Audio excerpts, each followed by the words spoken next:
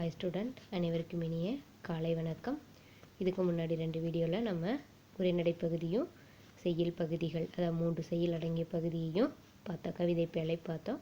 இப்போ இந்த வீடியோவில் நம்ம என்ன பார்க்க போனால் விரிவானம், அதாவது துணைப்பாடம். இயல் 4 விரிவானம் துணைப்பாடம், அதாவது கல்வி. இப்போ நான் என்ன சொன்னேன், இந்த இயலில் கல்வி சம்பந்தமானவையே தான் வந்துட்டுருக்குன்னு பார்த்தோம்.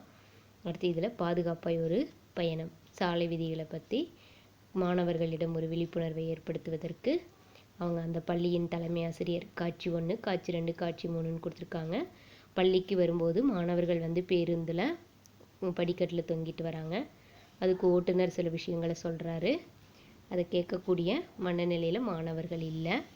திரும்ப அடுத்து இன்னொரு பக்கத்து பள்ளியை சார்ந்த மாணவர்கள் ஒரே வண்டியில் 3 பேர் விபத்துக்குள்ளாகிறாங்க. அதை பற்றிய உரையாடலை இங்கே பார்த்துட்டு அன்றைய தினம் மாணவர்கள் பள்ளிக்கு தாமதமாக வராங்க. 1 மணி நேரம் காலதாமதத்திற்கு பிறகு 15 மாணவர்கள் பள்ளிக்கு நுழைந்து தலைமை ஆசிரியர் அறைக்கு போகிறாங்க. அங்கே தலைமை ஆசிரியர் ஏன் லேட்டுன்னு கேட்குறாங்க. ஸோ நடந்த நிகழ்வை மாணவர்கள் சொல்கிறாங்க. இப்படி பேருந்தில் வரும்போது நடந்த நிகழ்ச்சி அவங்க சொல்கிறாங்க. சரிங்களா? போக்குவரத்து ஒழுங்குபடுத்தப்பட்டு பேருந்துகள் பயணிக்க தொடங்கினால காலதாமதம் ஆயிடுச்சுன்னு சொல்கிறாங்க. அப்போ உடனே தலைமை ஆசிரியர் சொல்கிறாங்க, என்ன சொல்கிறாங்க, ஸோ இன்றைக்கி அங்கே பக்கத்து பள்ளிக்கு நடந்தது நாளைக்கு நம்ம பள்ளியில் இருக்கக்கூடிய மாணவர்களுக்கும் ஏற்படலாம். அதனால் சாலை பாதுகாப்பு விழிப்புணர்வை ஏற்படுத்தணும் அப்படின்னு சொல்லி மாணவர்கிட்ட சொல்கிறாங்க. அதுக்கான ஏற்பாட்டை தொடங்குறாங்க. அதில் தமிழ் தாய் வாழ்த்தில் தொடங்கி நாட்டுப்பண்ணோட முடிக்கிறாங்க. அதில் நடக்கக்கூடிய விஷயங்கள், அது யார் தலைமை தாங்கி வராருன்னா வட்டார போக்குவரத்து அலுவலர் பள்ளிக்கு மாணவர்களுக்கு அறிவுரை வழங்குறாங்க. ஸோ அதைத்தான் நாம் இதில் பார்க்க போகிறோம். பார்க்கலாங்களா? பாதுகாப்பாய் ஒரு பயணம். நுழையும் முன்பகுதி. வாழ்வை முழுமையாக்கும் கூறுகள் முதன்மையானது பயணம். அதிலும் சாலை வழி பயணம் மனதிற்கு இன்பத்தை அளிக்கக்கூடியது. அத்தகைய பயணத்தை அனைவரும் பாதுகாப்பாக மேற்கொள்ள வேண்டும். சாலையில் போகும்போது ரொம்ப கவனமாகவும் சந்தோஷமாகவும் இருக்கும், கவனமாகவும் போயிட்டு வரணும். சாலை விதிகளை தெரிந்து கொள்வதும் பிறருக்கு சொல்வதும் விழிப்புணர்வு கொள்வதும் ஒரு வகை கல்விதான். நம்ம படித்த விஷயத்த, சாலை விதிகளை பற்றி நம்ம மற்றவங்களுக்கு சொல்வதும் பிறருக்கு சொல்வதும் அவங்ககிட்ட விழிப்புணர்வை ஏற்படுத்துவதும் ஒரு வகை கல்வி தான். நம்ம தெரிஞ்சதை மற்றவங்களுக்கு பகிர்றோம். ஸோ அதுவும் ஒரு வகை கல்விதான். இதனை உணர்ந்து ஒவ்வொருவரும் செயல்பட்டால் நாம் என்ன பண்ணலாம், ஒரு பாதுகாப்பான பயணத்தை மேற்கொள்ள முடியும். உனக்கு என்ன, நான் அவங்க ஸ்பீடாக போகிறாங்க நாம் போகலாம் என்ன அப்படின்னெல்லாம் இல்லாமல் கட்டாயம் நாம் என்ன பண்ணணும், அந்த சாலை விதிகளை நாம் பாதுகாக்க வேண்டும். அப்படி பாதுகாத்தோம்னா நம்மளுக்கு பயணம் பாதுகாப்பாக இருக்கும். அதை பற்றிய ஒரு விழிப்புணர்வை ஏற்படுத்தக்கூடியது தான் இந்த பகுதியில் நம்ம பார்க்க போகிறோம்.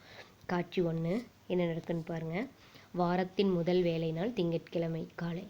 பள்ளிக்கு செல்லும் மாணவர்கள் 8 மணிக்கு வரும் பேருந்தினை பிடித்துவிடும் முனைப்பில் அவ்வூரின் பேருந்து நிறுத்தத்திற்கு 10 நிமிடம் முன்பாகவே சேர்ந்தனர். பேருந்து வந்தவுடன் அனைவரும் பேருந்தில் ஏறினர். அவர்களில் மாணவர்கள் சிலர் பேருந்தின் படிக்கட்டில் நின்றவாறு பயணம் செய்தனர். அப்பொழுது நடைபெறும் நிகழ்ச்சி தான் இது. என்ன நடக்குதுன்னு பார்க்கலாம். காட்சி 1 ஓட்டுநர் சொல்கிறாரு, யாரப்பா அது படிக்கட்டில் நிற்கிறது, உள்ளே ஏறி வாங்க, உள்ளே ஏறி வரலைன்னா பேருந்தை நிறுத்தி விடுவேன், பேருந்தை மெதுவாக ஓட்டுகிறார் அப்படின்னு சொல்லிட்டு ஓட்டுநர் மெதுவாக ஓட்டுறார். பயணி சொல்கிறாங்க, ஏன்பா உள்ளே ஏறி வாங்கப்பா, படியில் பயணம் நொடியில் மரணம் என படிக்கட்டின் மேல் எழுதி போட்டிருப்பது உங்களுக்குத்தான். அடுத்து பயணி 2, உங்கள் நல்லதுக்குத்தான் சொல்கிறாங்க, இப்படி படிக்கட்டில் நின்று கொண்டு அபாயகரமாக பயணம் செய்யறதுல அப்படி என்னதான் கிடைக்குதோ தெரியலையே அப்படின்னு சொல்கிறாங்க. படிக்கட்டில் பயணித்த மாணவர்கள் பேருந்தின் உள்ளே வந்தனர். அவங்க உள்ளே வந்துடுறாங்க. ஒவ்வொரு பேருந்து நிறுத்தத்திலும் இப்பேச்சு தொடர்கதையாய் நீள்கிறது. 15 நிமிட பயணத்திற்கு பிறகு பேருந்து ஓரிடத்தில் நிற்கிறது. போக்குவரத்து முடங்கி நிறைய வாகனங்கள் நின்றன. எதிர் திசையிலிருந்து சிலர் பதற்றத்துடன் வந்தனர். ஆப்போசிட்லேருந்து பதட்டமாக ஓடி வராங்க.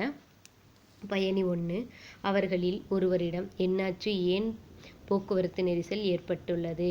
எதிரில் வருபவர் சொல்கிறாரு, பள்ளிக்கூட பசங்க 3 பேர் ஒரே இருசக்கர ஊர்தியில் வேகமாய் போய் எதிரே வந்த லாரியுடன் மோதி உள்ளாகிட்டாங்க.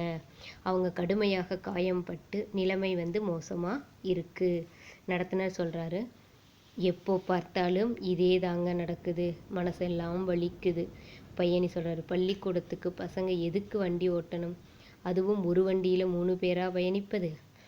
பயணி 2வது பயணி சொல்கிறாரு, 18 வயதுக்குட்பட்டோர் வண்டியை ஓட்ட அனுமதிக்க 15 வயதிற்கு உட்பட்டோர் வண்டியை ஓட்ட அனுமதிக்கக்கூடாதுன்னு சட்டம் இருப்பது இந்த பெற்றோருக்கு தெரியாதா அப்படின்னு 2வது பயணி சொல்கிறாரு. 3வது பயணி என்னங்கிறாங்கன்னா, அப்படி போகிறவங்க சாதாரண வேகத்திலேயா போகிறாங்க, இளம் வயதில் அடுத்தவங்க கவனத்தை ஈர்க்க வேண்டும் என்று நினைத்து அதிக வேகமாக போகிறாங்க அப்படின்னு சொல்கிறாரு. பயணிகள் பேருந்தினுள் பலவாறாக பேசிக்கொண்டிருந்தனர். அதற்குள் நோயாளர் ஊர்தியினர், காவல்துறையினர் அவ்விடத்திற்கு, அதாவது ஆம்புலன்ஸும் வந்துருச்சு, காவல்துறையினர் அவ்விடத்திற்கு வந்து சேர்ந்தனர். போக்குவரத்து ஒழுங்குபடுத்தப்பட்டு பேருந்துகள் பயணிக்க தொடங்கின. அங்கே டிராஃபிக்கெல்லாம் கிளியர் பண்ணி அடுத்தடுத்து இருந்த இதையெல்லாம் அவங்க என்ன பண்ணுறாங்க, கிளியர் பண்ணி அனுப்பிச்சி விட்றாங்க. இப்போ காட்சி ரன்னில் என்னன்னு பாரு.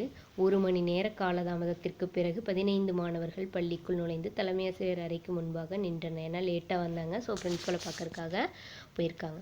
தலைமை ஆசிரியர், ஏன் காலம் தாழ்த்தி வருகிறீர்கள், என்ன காரணம்? பகலவன்கிற ஒரு மாணவன் சொல்கிறான், அம்மா, நாங்கள் தினமும் பேருந்தில் பயணம் செய்து பள்ளிக்கு வருகிறோம். அவ்வாறு இன்று வரும்போது சாலையில் விபத்து ஏற்பட்டு விட்டது. அருகிலுள்ள பள்ளிக்கூடத்தை சார்ந்த மாணவர்கள் 3 பேர் இருசக்கர ஊர்தியில் அதிவேகத்தில் பயணம் செய்து சாலையில் எதிரே வந்த லாரியுடன் மோதி விபத்தில் சிக்கிவிட்டனர். படுகாயமடைந்த அவர்களை பார்ப்பதற்கே அச்சமாகவும் வேதனையாகவும் இருந்தது. இவ்விபத்தினால் போக்குவரத்தில் முடக்கம் ஏற்பட்டுவிட்டது. எனவே பள்ளிக்கு குறித்த நேரத்தில் வர முடியவில்லை அம்மா அப்படின்னு அந்த பகலவன் சொல்கிறான். தலைமை ஆசிரியர் சொல்கிறார், அடடா, நாள்தோறும் இத்தகைய விபத்துக்கள் நடப்பது பெருகிக்கொண்டே இருக்கின்றது. இன்றைக்கு வேறு பள்ளி மாணவர்கள், நாளை நம் பள்ளி மாணவர்களுக்கு கூட நேரலாம். எனவே நம் மாணவர்களுக்கு சாலை பாதுகாப்பு குறித்த விழிப்புணர்வை ஏற்படுத்த வேண்டும். அப்படி செய்தால்தான் எதிர்காலத்தில் இத்தகைய விபத்துகளை நாம் தவிர்க்க முடியும் அப்படின்னு தலைமை ஆசிரியர் சொல்கிறாங்க. பகலவன் கேட்குறாரு, சாலை பாதுகாப்பு குறித்த விழிப்புணர்வை நமது பள்ளி மாணவர்களுக்கு அளிக்க முடியுமா அம்மா அப்படின்னு கேட்குறாப்புல. தலைமை ஆசிரியர் சொல்கிறார், ஏன் முடியாது? அதற்காக விழிப்புணர்வு கூட்டத்தினை விரைவில் நம் பள்ளியில் நடத்தலாம். இப்போது நீங்கள் வகுப்புக்கு செல்லுங்கள்னு தலைமை ஆசிரியர் சொல்லி அனுப்பிச்சி வைக்கிறாங்க. காட்சி 3. உடனே விழிப்புணர்வு ஏற்படுத்துறதுக்கு ஒரு கூட்டம், சாலை பாதுகாப்பு விழிப்புணர்வு கூட்டம். இடம் கலையரங்கம். அங்கே யார் தலைமை தாங்க வராரு? வட்டார போக்குவரத்து அலுவலர் பள்ளிக்கு வருகிறார். தலைமை ஆசிரியர் மற்றும் ஆசிரியர்கள் அவரை வரவேற்கின்றனர். சாலை பாதுகாப்பு கண்காட்சி மாணவர்கள் பார்வைக்கு திறந்து வைக்கப்படுகிறது. தமிழ்த்தாய் வாழ்த்தோட தொடங்குகிறது. தலைமை ஆசிரியர் உரை. மனித வாழ்வு பயணங்களால் நிறைந்தது. அன்றாட வாழ்வில் சாலைகளில்தான் நாம் அதிகமாக பயணம் செய்கிறோம். சாலையில் பாதுகாப்பாக பயணம் செய்வதற்கு விதிமுறைகள் உள்ளன. சாலை பாதுகாப்பு என்றால் சாலையை நன்றாக பாதுகாப்பது என்பது பொருளல்ல. சாலையில் நாம் பாதுகாப்புடன் பயணம் செய்வதென்பது பொருள். நம்முடைய பள்ளிக்கு வருகை தந்திருக்கும் வட்டார போக்குவரத்து அலுவலர் அவர்கள் சாலை பயணத்தை பாதுகாப்பாக மேற்கொள்ளும் வழிமுறைகள் பற்றி உங்களிடம் பேசுவார் அப்படின்னு தலைமை ஆசிரியர் உரையாற்றுகிறார். உடனே மாணவர்கள்லாம் என்ன பண்ணுறாங்க? கரவொலி எழுப்பின, கை கிளாப்ஸ் பண்ணுறாங்க. அடுத்து பாரு, சாலை போக்குவரத்து உதவிக்கு தொலைபேசி எண் 103 தொடர்பு கொள்ளலாம் அப்படிங்கிற ஒரு விஷயம். அடுத்தது, வான வட்டார போக்குவரத்து அலுவலர், அவர் தான் நீங்கள் வட்டார போக்குவரத்து அலுவலர் அவர்கள். அப்போ வா போ ஆன்னு கொடுத்துருக்காங்க. அலுவலர், வட்டார போக்குவரத்து அலுவலர். பள்ளியின் தலைமை ஆசிரியர் ஆசிரியர்கள்ட்ட மாணவ மாணவியருக்கு இனிய வணக்கம் அப்படின்னு சொல்லிட்டு ஒரு உரையை தொடங்குறார். நம் நாடுதான் உலகிலேயே அதிக சாலை போக்குவரத்து வசதி கொண்ட 2வது பெரிய நாடு. ஏறக்குறைய 55 லட்சம் கிலோமீட்டர் சாலைகள் நம் நாட்டில் உள்ளன. நம் நாட்டில் 21 கோடிக்கு மேற்பட்ட ஊர்திகள் உள்ளன. அதனால் விபத்துகள் மிகுதியாக நடக்கின்றன. ஓராண்டிற்கு ஏறக்குறைய 5 லட்சம் விபத்துக்கள் நடக்கின்றன. அதில் 1,50,000க்கும் மேற்பட்டோர் உயிரிழக்கின்றனர். சுமார் 2 லட்சம் பேர் தங்கள் உடல் உறுப்புகளை இழந்து துன்பத்தில் வாடுகின்றனர். சரியாக கணக்கிட்டால் நாளொன்றுக்கு நேரும் விபத்துகளில் 1/3 பங்கினர் உயிரிழக்கின்றனர். குறிப்பாக தமிழ்நாடு தான் இந்தியாவிலேயே மிகுந்த சாலை விபத்துக்கள் நடக்கும் மாநிலமாக இருக்கிறது. இந்தியாவில் ஏற்படும் சாலை விபத்துகளில் 15 விழுக்காடு விபத்துகள் தமிழ்நாட்டில் நடப்பது வேதனைக்குரியது. மாணவர்களாகிய நீங்கள் சாலை பாதுகாப்பிற்கான விழிப்புணர்வை பெறுவதன் மூலம் எதிர்காலத்தில் சாலை விபத்துக்களே இல்லாத தமிழகத்தை உருவாக்க முடியும். விபத்துக்கள் எதிர்பாராமல் ஏற்படுகின்றன. மனித தவறுகளே மிகுதியான விபத்துகளுக்கு காரணமாக அமைகின்றன. தவறுகளை திருத்திக் கொள்ளுதல், விதிகளை பின்பற்றுதல் வாயிலாக மட்டுமே சாலை விபத்துகளை தடுக்க முடியும். தமிழ்நாட்டில் நடைபெறும் மொத்த விபத்துக்களில் 35 விழுக்காடு இருசக்கர ஊர்திகளால் ஏற்படும் விபத்துக்களாக உள்ளன. 18 வயது நிறைந்தவர்கள் மட்டுமே முறையான பயிற்சியின் மூலம் ஓட்டுநர் உரிமம் பெற்று இருசக்கர ஊர்தியை இயக்க வேண்டும். பள்ளி மாணவர்கள் இருசக்கர வாகனம் ஓட்டுவது சட்டப்படி குற்றமாகும். மேலும் இருசக்கர வாகனத்தில் தலைக்கவசம், அதாவது ஹெல்மெட் போடாமல் போகக்கூடாது. தலைக்கவசம் அணியாமல் செல்வது, 2 பேருக்கும் மேற்பட்டோர் பயணிப்பது, கைபேசியில் பேசிக்கொண்டே செல்வது, சாலையில் ஊர்தியை குறுக்கும் நெடுக்குமாக இயக்குவது, போட்டி பந்தயம் என சொல்லி பொது வழியில் உச்ச வேகத்தில் ஓட்டுவது, காதணி கேட்பிகள் பொருத்தி கொண்டு ஊர்திகளை ஓட்டுவது என பல காரணங்களால் இருசக்கர வாகன விபத்துகள் பெருமளவில் நடக்கின்றன. இத்தகைய ஒழுங்கீன செயல்களை தவிர்த்தால் விபத்துக்கள் ஏற்படாது. மேலும் சாலை விதிகள் குறித்த விழிப்புணர்வு இல்லாததுதான் விபத்துக்கள் ஏற்பட காரணங்களாக அமைகின்றன. இன்றைய நவீன உலகில் அவசரம் என்கின்ற நோய் எல்லோரையும் பீடித்திருக்கிறது. வாகன ஓட்டுநரின் கவனக்குறைவு, போதிய பயிற்சியின்மை, தட்பவெப்பநிலை, இயந்திர கோளாறு, மிகுதியான ஆட்களையோ சரக்குகளையோ ஏற்றிச் செல்வது, தொடர்வண்டி இருப்பு பாதையை கவனிக்காமல் கடப்பது போன்ற பல காரணங்களால் விபத்துக்கள் மிகுதியாக நடக்கின்றன. குறிப்பாக மது குடித்துவிட்டு ஊர்தி ஓட்டுவதால் நிறையவே விபத்துக்கள் நடக்கின்றன. இதுவேதான் பெரும்பாலான விபத்துகளுக்கு காரணமாக அமைந்து விடுகின்றன. பள்ளி மாணவர்களிடம் சாலை விதிகள் மற்றும் விபத்துக்களை தடுப்பது குறித்த விழிப்புணர்வு ஏற்பட வேண்டும். மாணவர்கள் சிலர் சாலைகளில் விளையாடுவது, கவனிக்காமல் திடீரென்று சாலையை கடப்பது, சாலையின் நடுவே செல்வது, சாலையை அடைத்து கொண்டு செல்வது, வேகமாக செல்லும் வாகனத்தின் பின்புறத்தை பிடித்து கொண்டு மிதிவண்டியில் செல்வது, ஓடும் பேருந்தில் ஏறுவது இறங்குவது, பேருந்தின் படிக்கட்டில் தொங்கிக் கொண்டு பயணம் செய்வது போன்ற செயல்களில் ஈடுபடுகின்றனர். இதனால் மாணவர்கள் தங்கள் உயிரையும் உடலுறுப்புகளையும் இழக்க நேரிடுகிறது. இது அவர்களின் குடும்பத்துக்கும் சமூகத்துக்கும் பெரிய இழப்பு. இந்த நிலை எதிர்வரும் காலங்களில் முற்றிலும் மாற வேண்டும். சாலைகளில் இடம்பெற்றிருக்கும் குறியீடுகள் போக்குவரத்தினை சீர் செய்யவும் பாதுகாப்பாக பயணிக்கவும் உதவுகின்றன. அந்த குறியீடுகள் அது என்னன்னு பாரு. அவற்றை உத்தரவு குறியீடுகள், எச்சரிக்கை குறியீடுகள், தகவல் குறியீடுகள் என 3ஆக பிரித்து அறியலாம். அக்குறியீடுகள் அனைத்தும் உங்கள் பள்ளியில் உருவாக்கப்பட்டிருக்கும் கண்காட்சி அரங்கில் விளக்கமாக காட்சிப்படுத்தப்பட்டுள்ளன. நீங்கள் அனைவரும் அவற்றை கண்டுணர்ந்து பின்பற்ற வேண்டும். அப்படி சாலை விதிகளை பின்பற்றி பயணங்களை மேற்கொள்ளும் பொழுது விபத்தில்லா தமிழ்நாடு உருவாகும் அப்படின்னு அந்த வட்டார போக்குவரத்து ஆட்சியர் பேசி முடிக்கிறார் இல்லையா. நிறைவாக வட்டார போக்குவரத்து அலுவலர் சாலை பாதுகாப்பிற்கான உறுதிமொழியை கூறுகிறார். யாரு? வட்டார போக்குவரத்து அலுவலர் எதற்கான சாலை பாதுகாப்பிற்கான அந்த உறுதிமொழியை கூறுகிறார். மாணவர்கள் அனைவரும் எழுந்து நின்று சாலை பாதுகாப்பினை வலியுறுத்தும் உறுதிமொழியை ஏற்கின்றனர். இறுதியாக நாட்டு முதல்ல தமிழ் தாய் வாழ்த்தோட தொடங்கி விழா தொடங்குகிறது. இவ்வளோ விஷயங்களையும் பேசி முடித்த பின்பு அவர் என்ன சொல்றாரு? வட்டார போக்குவரத்து அலுவலர் உறுதிமொழி எடுக்க சொல்றாரு. மாணவர்களும் உறுதிமொழியை எடுக்கிறார்கள்.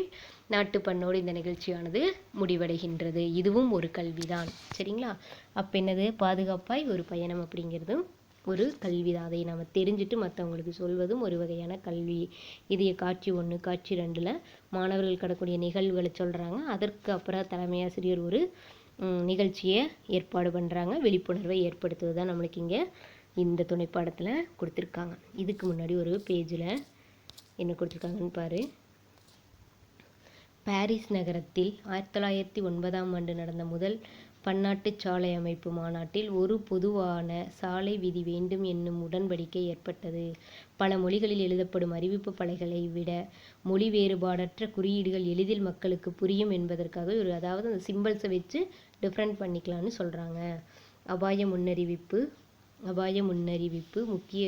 முக்கியத்துவத்தை சுட்டும் குறியீடுகள், தடை செய்யப்பட்டதை தெரிவிக்கும் குறியீடுகள், கட்டாயம் கடைபிடிக்க வேண்டிய குறியீடுகள், சிறப்பு அறிவிப்பு குறியீடுகள், திசை காட்டும் குறியீடுகள் போன்ற பல பிரிவுகளில் இவை வடிவமைக்கப்பட்டன. அவையாவன: சாலையின் வகைகள், மைல்கற்களின் விவரங்கள் பற்றி தெரிந்து வைத்திருக்க வேண்டும், போக்குவரத்தினை முறைப்படுத்தும் குறியீடுகளுக்கும் போக்குவரத்து காவலர்களின் சாலை உத்தரவுகளுக்கும் ஏற்ப சாலையை பயன்படுத்த வேண்டும், நடைமேடை, நடைபாதையை பயன்படுத்துபவர்களையும் சாலையை கடப்பவர்களையும் அச்சுறுத்தக்கூடாது, சாலையை வந்து சாலை சந்திப்புகளில் எச்சரிக்கையான அணுகுமுறை தேவை. தேவையான இடங்களில் சரியான சைகையை வந்து செய்ய வேண்டும். எதிரில் வரும் கடந்து செல்ல முற்படும் ஊர்திகளுக்கு வழிவிட வேண்டும். தேவையெனில் வேகம் குறைத்து இதர வாகனங்களுக்கு பாதுகாப்புடன் வழிவிட வேண்டும். பிற ஊர்தி ஓட்டிகளுக்கு விட்டு கொடுப்பது சிறந்தது. இதர சாலை பயனாளிகளை வந்து நண்பராக எண்ண வேண்டும். மோட்டார் வாகன சட்டம் 2017 வந்து குறிப்பிடுவன. 18 வயது நிறைவடையாத குழந்தைகள் ஊர்தி இயக்கினாலோ விபத்தினை ஏற்படுத்தினாலோ அக்குழந்தைகளின் பெற்றோர்கள் 3 ஆண்டு சிறை தண்டனை கிடைக்கும். ஓட்டுநர் உரிமம் என்னத்துக்கானது? மோட்டார் வாகன சட்டம் 2017 குறிப்பிடும் என்னென்ன சொல்லுதுங்கிற விஷயத்தை இங்கே சொல்லியிருக்காங்க. ஓட்டுநர் உரிமம் இல்லாமல் ஊர்தியை இயக்கினால் ரூபாய் 5000 வந்து தண்டத்தொகையோ 3 மாத சிறை தண்டனையோ அல்லது இரண்டுமோ கிடைக்கும். தண்டம்னா அங்கே ஃபைன் கட்டணும். அபாயகரமான முறையில் ஊர்தியை ஓட்டினால் ரூபாய் 5000 தண்டத்தொகை பெறப்படும். மது குடித்துவிட்டு ஊர்தியை இயக்கினால் ரூபாய் 10,000 தண்டத்தொகை கட்ட நேரும். மிகு வேகமாக ஊர்தியை இயக்கினால் ரூபாய் 5000 வந்து தண்டத்தொகை கட்ட நேரும். இருவருக்கு மேல் 2 சக்கர ஊர்தியில் பயணித்தால் ரூபாய் 2000 தண்டத்தொகையுடன் 3 மாதங்களுக்கு ஓட்டுநர் உரிமம் நீக்கம் செய்யப்படும். தலைக்கவசம் அணியாமல் 2 சக்கர ஊர்தியை இயக்கினால் ரூபாய் 1000 தண்டத்தொகையுடன் 3 மாதங்களுக்கு ஓட்டுநர் உரிமம் நீக்கம் செய்யப்படும். ஊர்திகளுக்கு காப்பீடு இல்லாமல் இயக்கினால் ரூபாய் 2000 தண்டத்தொகை கட்ட நேரும். இத்தனை விஷயங்களும் தெரிஞ்சுட்டும் நம்ம திரும்ப என்ன பண்ணுறோம்? அதே தப்பை பண்ணுறோம். அப்படி ஒரு செயலை செய்யாமல் இன்றாவது இந்த விழிப்புணர்வுங்கிற இந்த விரிவானத்தை பார்த்ததுக்கு அப்புறமாவது சில விஷயங்களை நாமளும் வாழ்வில் கடைபிடிப்போம். நன்றி.